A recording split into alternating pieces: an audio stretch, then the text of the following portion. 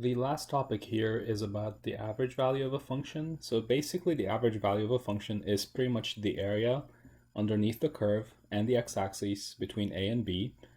And you just multiply by this extra number that we call 1 over b minus a. So you just basically multiply the area value by 1 over b minus a, and that spreads the area out and it makes it into an average area.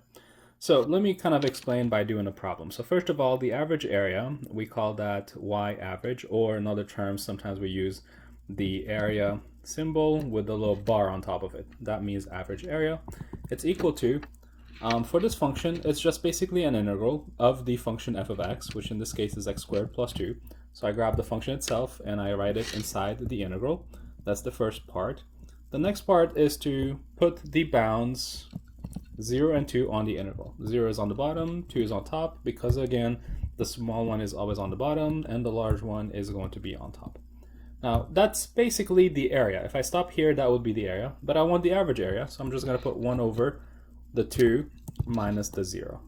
And again, the large one goes first and the small one goes after. So when you put the 1 over 2 minus 0 in front, that turns it into an average area. If you don't put the 1 over 2 minus 0, that's just a regular area. So in any case, 1 over 2 minus 0 is going to be 1/2. The integral is going from 0 to 2, and then x squared plus 2 dx. So basically, I'm going to have the 1/2 multiplied by the answer of the integral. Whatever answer I get, that's pretty much it. So x squared becomes x cubed over 3. The 2 becomes 2x.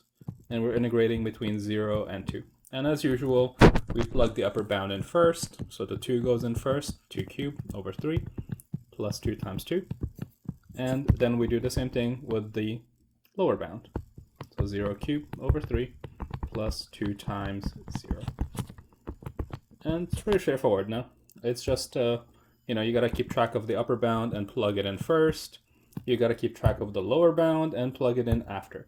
And just be careful that you have to carry the extra 1/2 on every line. Even when you do the plug in, the 1/2 has to be written there in front. And now all this can be punched into a calculator and just click enter and let's see what we get. So if you plug it in correctly, the solution turns out to be 10 over 3. And that's pretty much it.